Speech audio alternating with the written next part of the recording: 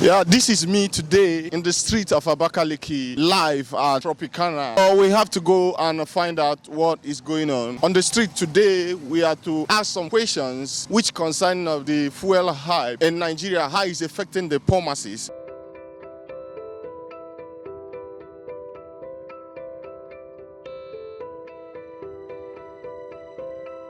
Okay guys, I'm here at Tropicana. Without wasting much of our time, I have a guest, and following the recent increase in our fuel and going on the street to inquire what people's reaction is all about, whether it's a good government policy, whether it's affecting entrepreneurs, businessmen and women out there. But first of all, let's find out from this our handsome gentleman here. Sir, I want to know your name before we start doing anything. First of all, my name is Mr. Obinweke, reporting from Isokoma, in Ebonyi State, Nigeria. Mr. Obinweke, are you a businessman or a politician? 100% and the one businessman.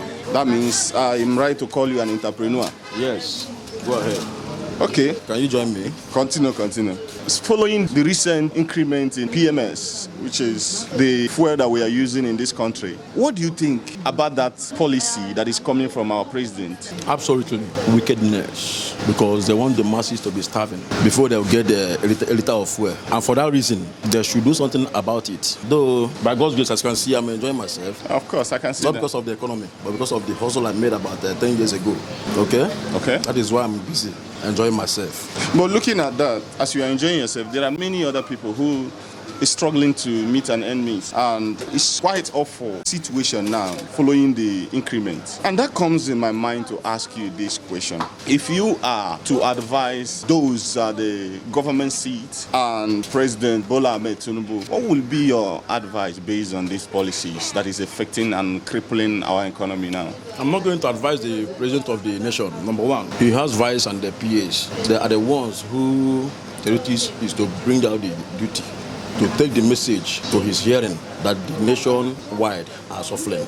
But this is democracy. You have the right to air your view because it is your tax. For the fact that he has a PA and a vice president as well, I think I'm talking to vice president and the PAs and other protocols that we need to observe in order to reach him. Let them do something about fuel for the less privileges. You understand me now? Yeah. Okay, like our students are finding it difficult to go to school because of what? Transport fare. One, our old age mothers and the fathers, they find it difficult to go to farm, to the market because of what? Fuel scarcity or increment of the fuel. The situation whereby the Mr. Vice President, in the name of who? Shetima, yes, should tell the President General that everything is not going well with Nigerian citizens. In that case, in a nutshell, are you telling me that Tinubu is aware of this? Yes, he's aware, but I don't think he knows where to start from. That's why I want to use all those branches surround him to message them about this, because once he get to their notice, he will hear from us. Do you think that those people you are mentioning are not telling him the same? I don't think. What if they are? Do you know the meaning of Jagaban? I don't know, but you can tell me. Okay, maybe you go and verify. Okay. You go and verify the meaning of Jagaban. You know, as a president, when you call yourself Jagaban, that means there's nobody above you. Nobody can talk to you what we hear. But nevertheless, no man died for any other person. Everybody died for his own head. If you want to sell fuel 2,000 naira, no problem. We dey game. You understand? So, the only thing we say, let them try to reduce the number of their boys in array form, so that whenever we want to buy fuel, they will allow us to buy fuel, so that their boys will not be disturbing us in Lagos State, Asaba, Anambra State, Delta, and the other southern state of Nigeria. Please, we are begging, Mr. Tinubu, in case if you can hear my voice, change fuel price, bring it down, so that everybody will benefit from your leadership. Thank you. Do you support bringing back the fuel subsidy that was removed? I support the fuel subsidy to come back.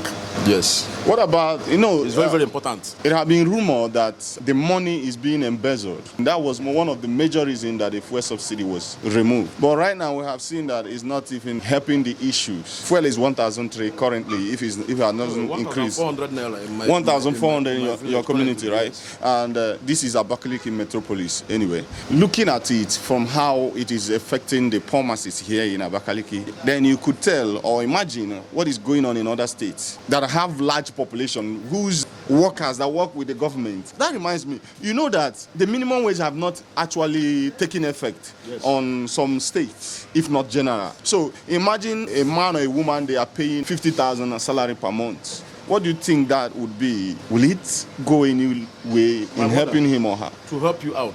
The president and the government entirely want the masses to become criminals. You understand? Yes. Because the situation whereby they send your child away from school due to all this hard economy now, there's no how you know do your best to send him or her back to school. Okay? Yeah. We as an Igbo guys, I'm always thanking God for making me a businessman. You understand? Yeah. Because without business, if assuming I depend on the government money, there's no how I'll be in my level right today. But I'm advising the president, if he can hear my voice, to tape down the fuel price. Now, if you are given opportunity for one day as the president of Nigeria, what will you do to stop this? Okay, just give me like 4 hours. I'll make Nigeria to be soft. Do you think it's that easy? It's very, very easy. It's an easy task. Just give me like one day. Let me stay in the office. That's 24 hours. And make sure that we adhere to my advice. Everything will be okay. Finally, what would you like to tell other young entrepreneurs who have not come to much of the realities, what is facing this country now? What will you tell them in order for them to stand and grow the business to level where you are now? My brothers and my sisters, the young entrepreneurs, my advice is that don't you ever believe in government income. Believe in your hustle. Hustle hard. One day your hustle must pay. Of course. Neither in Nigeria or international wide. But believe me, don't depend on the government of Nigeria because they cannot do anything for you as a businessman. Okay? Thank you. It's nice having you today in our platform, Mr. Obinweke. All right, you have heard Mr. Obinweke complaints and the contribution, of course, that he has made to Mr. President Bola Ahmed Tinubu on how to call down the cost and the economy of Nigeria. At the same time, because the poor masses on the streets are actually suffering. There are huge impact it is making on their lives psychologically and their mental health. If you are watching this very broadcast, I believe that you are listening from the cry of the masses, which you happen to be in control of the economy, that you will do something better to change the economic status of this country. Thank you very much. I remain Naji Chinato.